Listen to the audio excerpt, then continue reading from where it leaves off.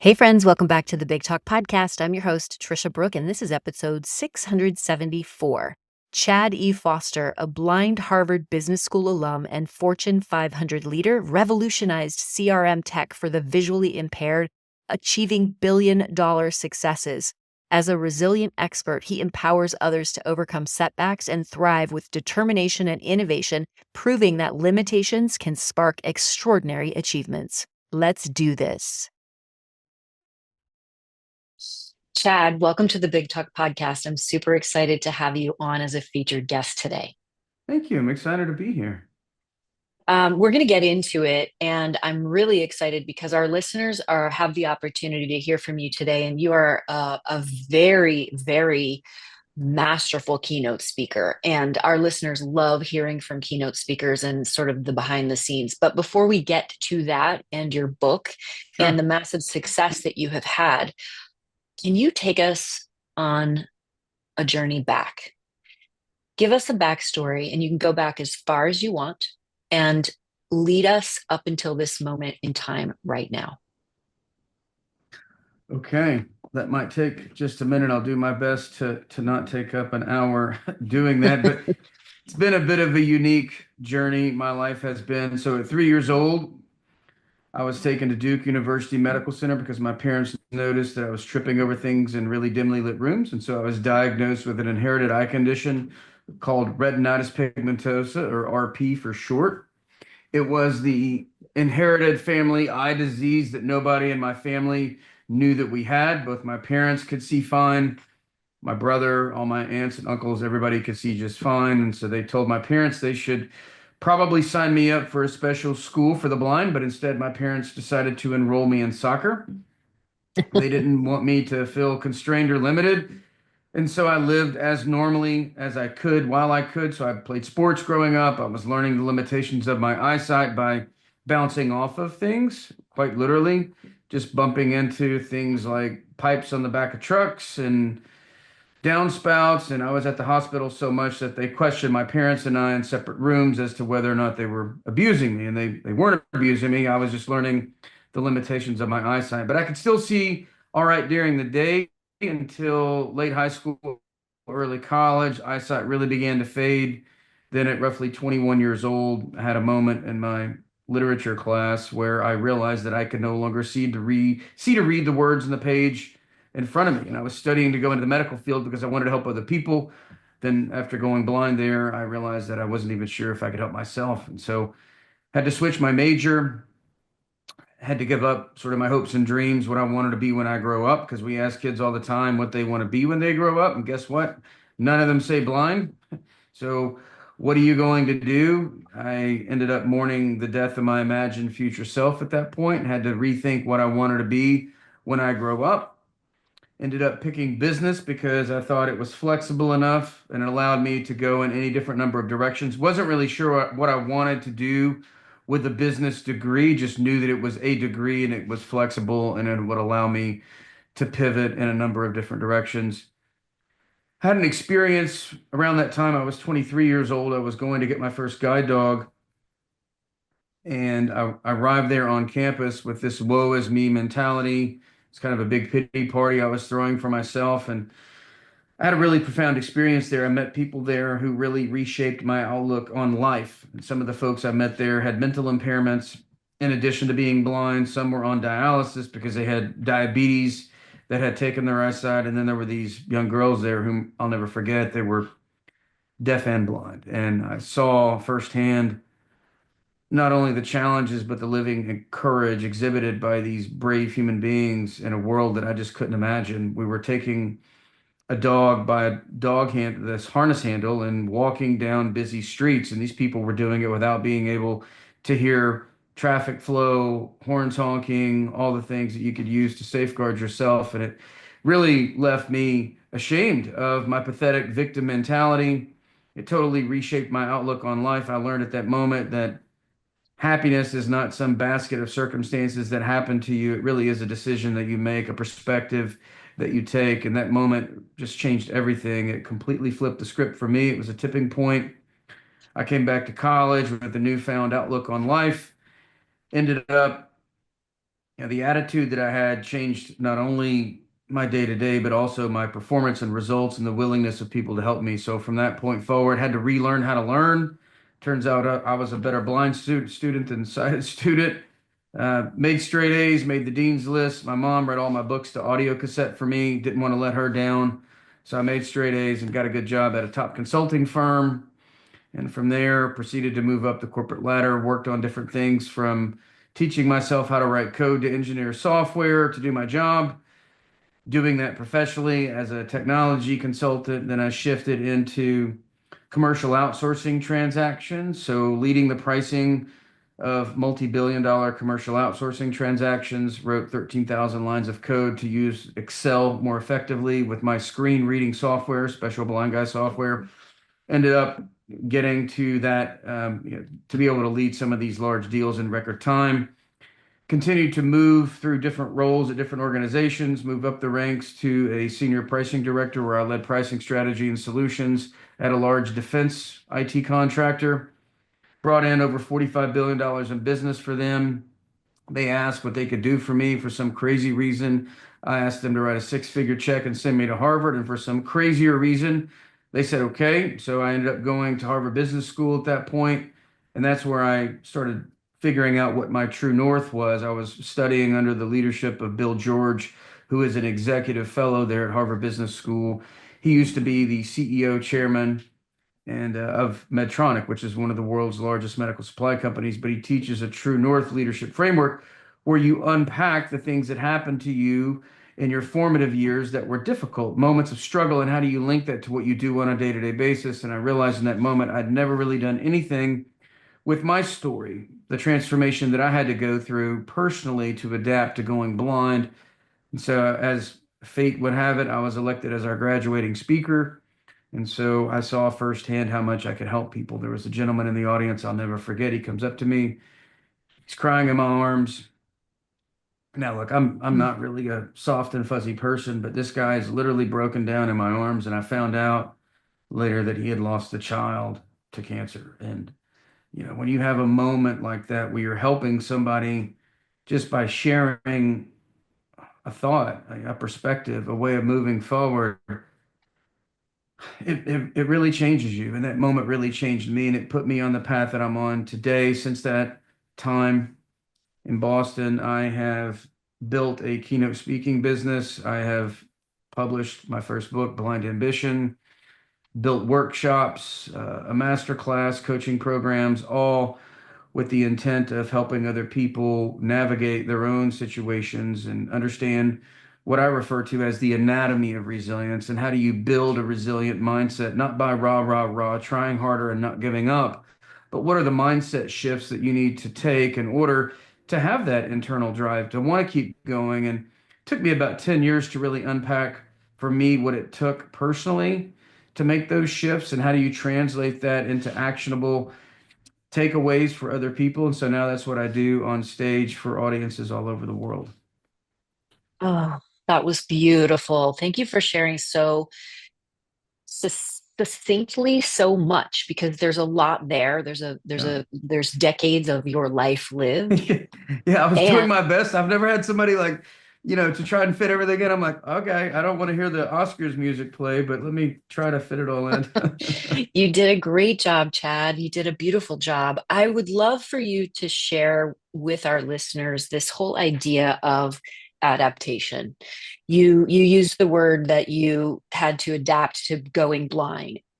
blind, and the idea of adaptation and resilience and the anatomy of that. Before you unpack that for us, what Hmm. I'm the through line that I'm hearing you speak about right now is this idea that you were using your voice, whether it was deciding to be a better blind student than sighted student and Hmm. using your voice to make sure you were making your mother proud by getting good grades, Hmm. asking for what you wanted, which was that six-figure check to go to Harvard Business School, and then being given the opportunity to use your voice literally as the keynote at graduation.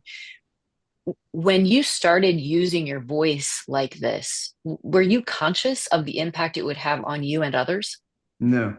I had no idea what it would be. I thought I was just, quite frankly, I had this feeling I was going to be elected as the graduating speaker when I was at Harvard. I was not nominated, I was not elected. I just had this unmistakable gravitational pull that told me it was supposed to happen. So I'm a type A person. I just didn't want to look like an idiot. And so I did what type A people do. I hired a professional speaker to help me write a 12-minute graduation talk for something I'd not even been nominated or elected to give because I just didn't want to look like an idiot.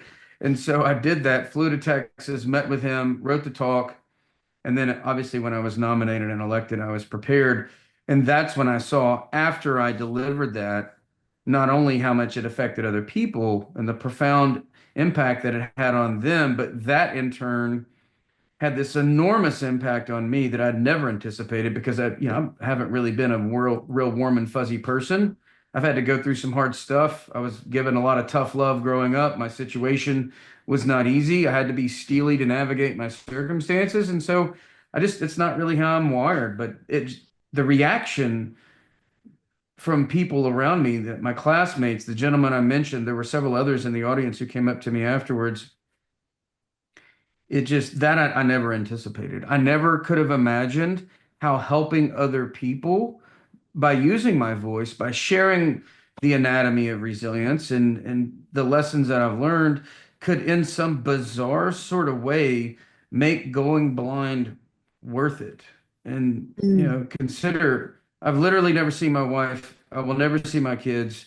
I don't make that statement lightly, but the depth of fulfillment that it brings to you when you can do that. And it's a lot of what Bill George talks about in his True North leadership framework, which is not too dissimilar from what Viktor Frankl talks about in Man's Search for Meaning and the logotherapy branch of psychology that he founded years ago. But it's all about finding meaning, and it's a lot about it's less about what you're going through and the meaning you choose to attach, because it's Nietzsche who said, "He who has the why to live can bear almost anyhow." So it's all about finding meaning in what you're navigating.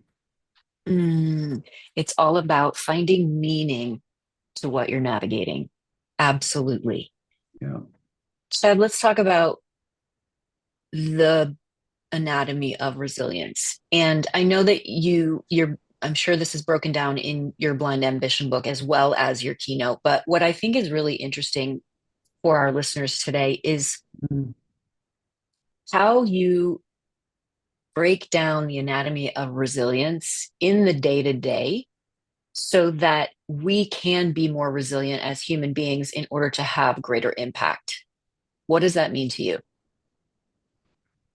I think it's a combination of mindsets and actions that you need to take. But I have 5 pillars of resilience that I think are the building blocks of resilient thinking. The first one is you have to recognize that you have the power to choose. So it's choose your response. And the essence of that is none of us get to choose all of the circumstances that we find ourselves in, but we get to choose how we respond to those circumstances. It's like a game of cards. You don't get to choose your cards, but you choose how you play your cards. And just as importantly with this is the idea that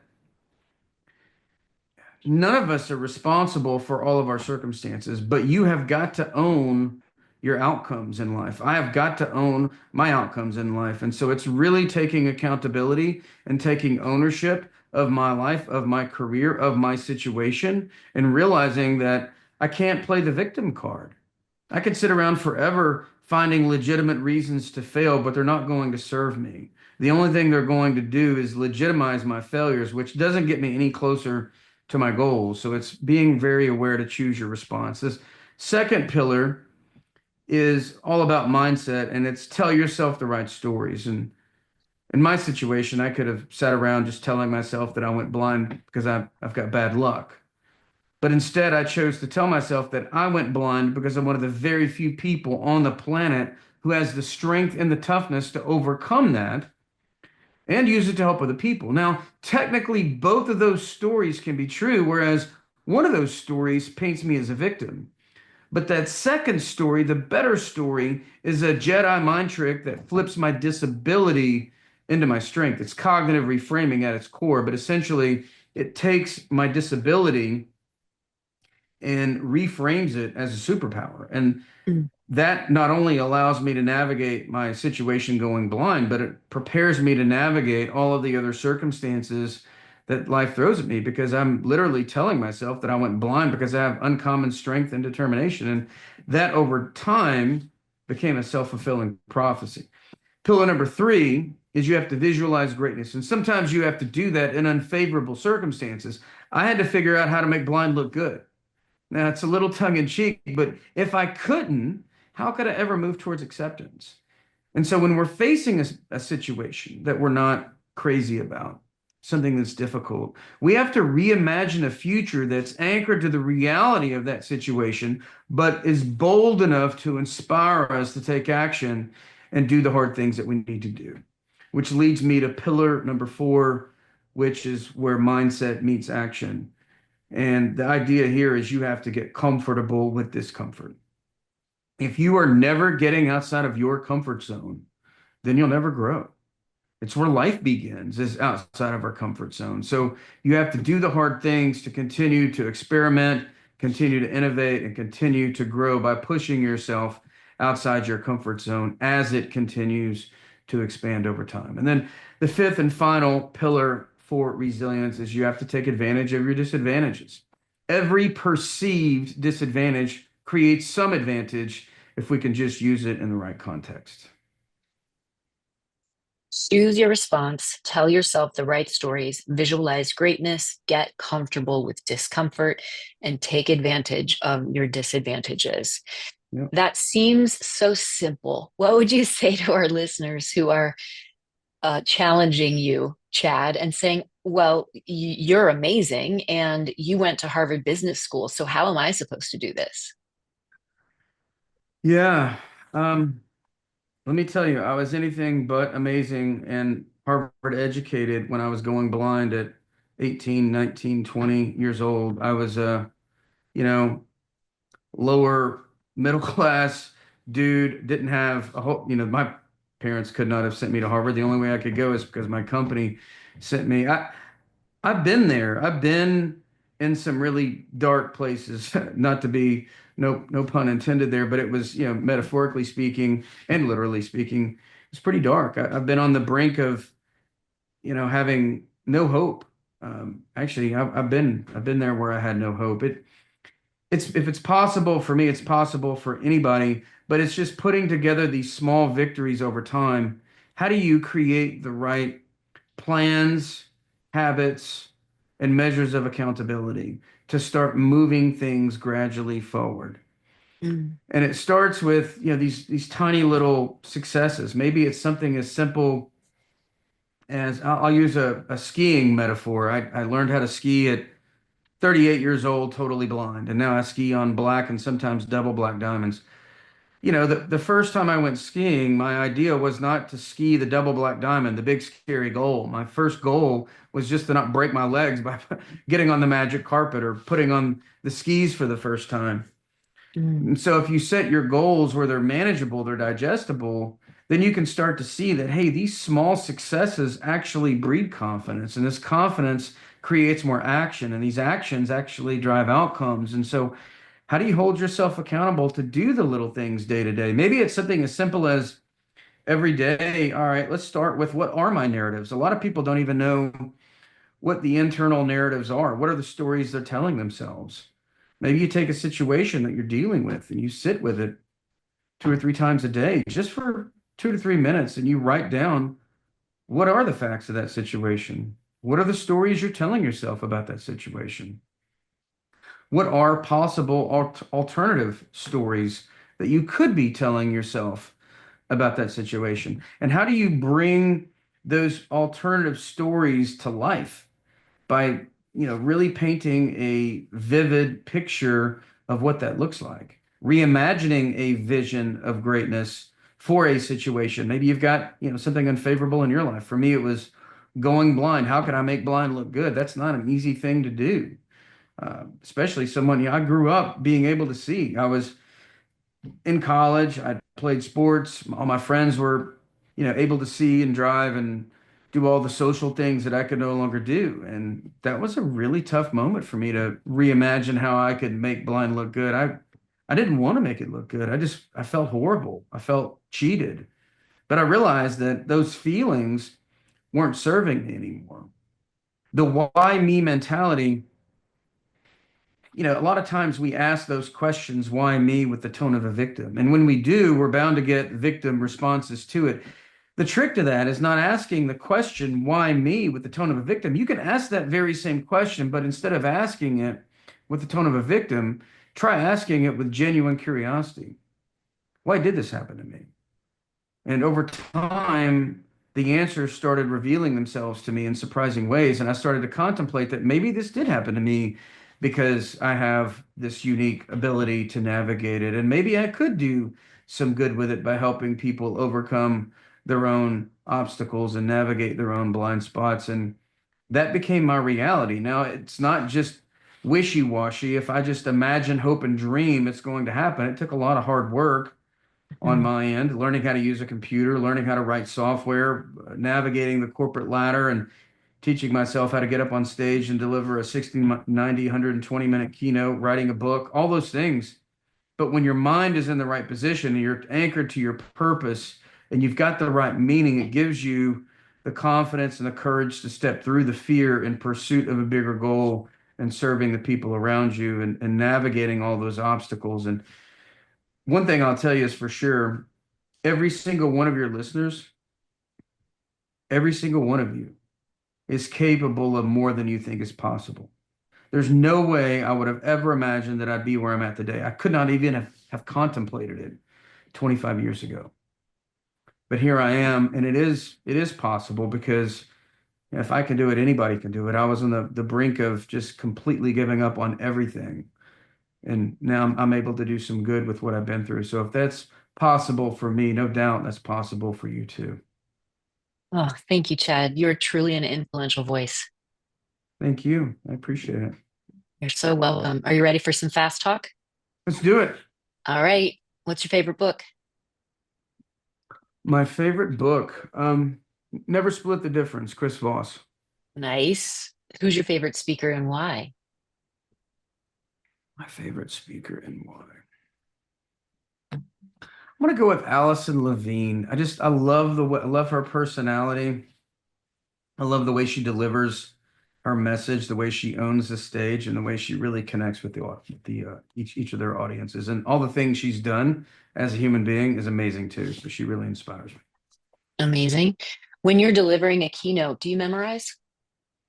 I have all of my content committed. Yeah, I Yeah, do. I love that I have all my content committed. Everybody who's listening, that is a really beautiful way of saying, yes, he memorizes. I love how you reframe that. Well, What do it's you, it's like this. It's I need to know my content so well that no matter what happens, I mean, I've been in conferences where people, stuff happens. There was a medical emergency 2 weeks ago. I was in Boston talking to 5,000 people. In the middle of my keynote, or right before I took the stage, there was a medical emergency. I've been in conferences where, babies cry or people are cleaning the sky, the windows, and if you're not foolproof on your content, you can't deliver an impactful presentation. That being said, you should know your content so well that you'll never forget it, but it needs to sound like it's the first time it's ever rolled off your tongue. Because if it sounds canned or it sounds rehearsed, then you're going to lose everybody. So you may not use the exact same words all the time, but you've got to know the content. absolutely, absolutely. What do you do the day before you speak, Chad? Travel usually. I mean, I've done 25, 30 events so far this year. So I've done five in a week, a couple weeks in a row. So for me, it's usually travel.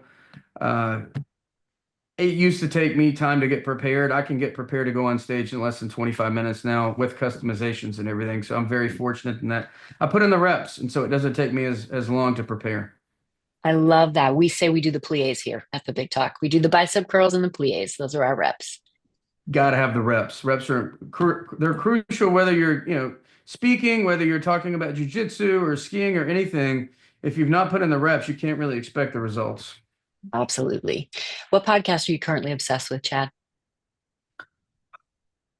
I don't really listen to podcasts. I know that sounds lame. I don't really I don't have time. Fair. That's fair. Well, I hope you'll listen to this one when I it comes will. out because this has been an amazing conversation. Where can our listeners get in touch with you? And do you have a special gift for them? Yeah, if they go to chadefoster.com/big talk, we've got a gift for them. And that's where they can find me is at chadefoster.com/big talk. And there they'll see my videos, links to the book, the master class that I mentioned earlier, all the things are there, and all my social media handles are there as well. Awesome. We'll put all this in the show notes, everybody. It has been such a pleasure to have you today, Chad, as a featured guest. Thank you so much for being an influential voice and for inspiring all of us to be better. Thank you, Tricia. I appreciate you. I appreciate you. Thank you so much for listening. We appreciate you spending your precious time with us. And if you love this podcast, be sure to share it, rate, and review so that we can get more people listening to this incredible conversation. And remember, everybody, your voice matters. Big love.